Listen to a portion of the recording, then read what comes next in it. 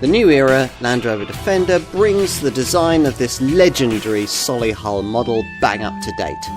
Despite the modern tech, it remains as solid and uncompromising as it's always been, with off-road ability to worry a Challenger tank. Approach it as an alternative to modern luxury SUVs, and somehow you've missed the point. Buy a Discovery for that. Here instead is the hardest wearing, most capable and most cost-effective proper off-roader that sensible money will buy. So here it is, the new era Land Rover Defender, the reinvention of an icon at last that's charmed us for over 70 years. It's a 4x4, not an SUV, says Land Rover, and the distinction's important. In terms of capability, this is the real deal. So, what's it like? Well, not like an old Defender, that's for sure, although you still sit high in a position where both wings are visible, so despite the substantial size, there's a proper feeling of command. The only jungle that comprehensively defeated this model's classic predecessor was the urban one, but there are no such issues here, and that's thanks to the replacement of the previous solid ladder-framed chassis and solid axles with a unitary platform and a much more sophisticated suspension setup, which can be air-sprung, and that's a standard feature on this lengthier 110 model. Traction is excellent in all tarmac conditions, and that's courtesy of an all-wheel drive setup that works through an intelligent driveline system which continually varies axle torque based on sensor data from vehicle surroundings and driver inputs. Of course, the rumbly refinement of the old model is banished to history too. That's thanks to the installation of a range of modern power plants, most of which include some form of electrification. An MHEV mild hybrid system embellishes the 3-litre 6-cylinder diesel units that many will want, available in D200, D250 and D300 states of tune. In terms of WLTP-rated efficiency stats, a typical D250 derivative like this one manages 32 miles per gallon on the combined cycle and 232 grams per kilometre of CO2. The MHEV setup also features in the rare flagship P400e 6-cylinder petrol performance model. There is also a conventional P300 4-cylinder 2-litre petrol variant. That same basic 2-litre petrol engine also features in the novel P400e Plug-in Hybrid version, where it's mated to a 105 kilowatt electric motor powered by a 19.2 kilowatt-hour lithium-ion battery. The result is a 404 PS total output and a potential WLTP-rated all-electric driving range of up to 27 miles. All mainstream models can tow up to 3.5 tonnes. Whatever variant you choose, though, the story here isn't really about stats, unless, of course, they're off-roading ones.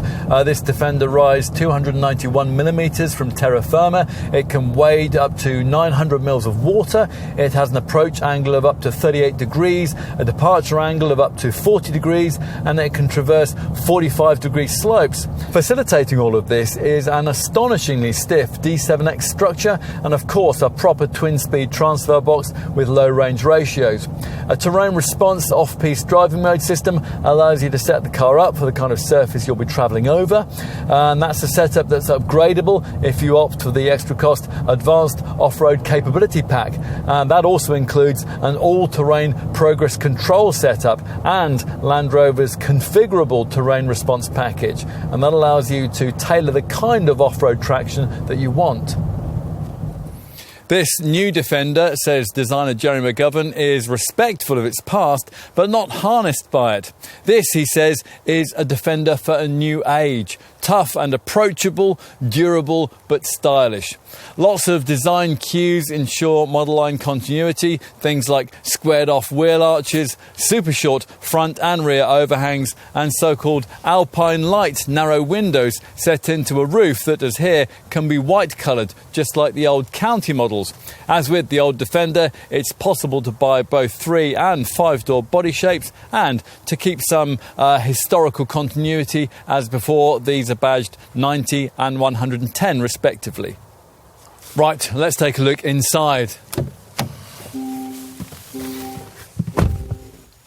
It's relatively unlikely that many customers for this modern-day Defender will have had any previous experience in the original version, so there was no real need for interior design continuity, which is fine because this new era model sets its own cabin standards with fascia design based around this exposed colour customisable magnesium alloy crossbeam, under which, in a nod to the old car, runs a full-width dash shelf. The main controls, including the PHEV Pro central infotainment touchscreen, are housed within this frame, and just below it there's this middle panel from which protrudes a stubby auto gear lever, and that's positioned next to the various off-road and ventilation controls.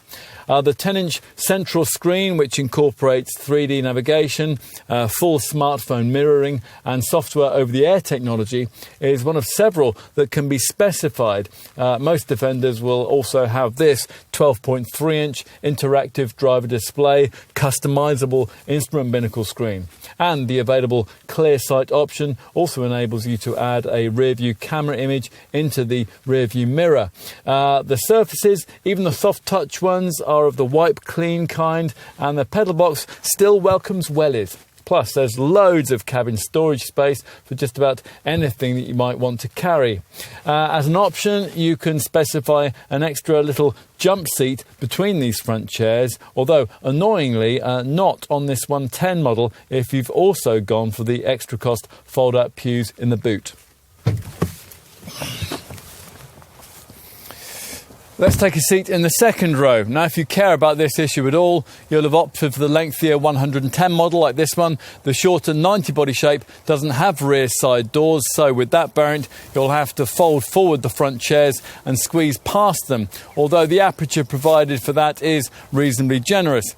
Of course, with this 110 model, access is much more convenient, and it's aided by the way that the air suspension system's elegant arrival feature automatically lowers the body by 40mm to aid entry. And inside, well, in this 110 series Defender, it's as spacious on this rear bench as you'd hope a 4.75 metre long family 4x4 would be, with loads of head and legroom. Plus, thanks to the wide body and this impressively low central transmission tunnel, it'd be quite possible to fit 3 adults in here with reasonable elbow room.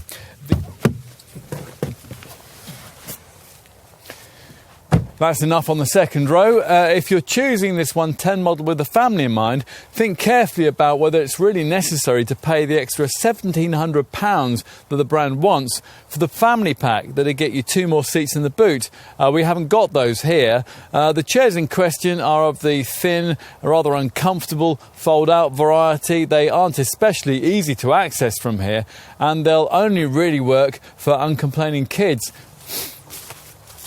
Let's finish with a look out back. Now, Land Rover may have reinvented this Defender for a new era, but it couldn't bring itself to dispense with the old model's rear-mounted spare wheel and side-opening tailgate. It's the same as you'll get on a Mercedes G-Class or a Toyota Land Cruiser. If the extra boot-mounted chairs were fitted here and they were upright, there'd be only 160 litres of space.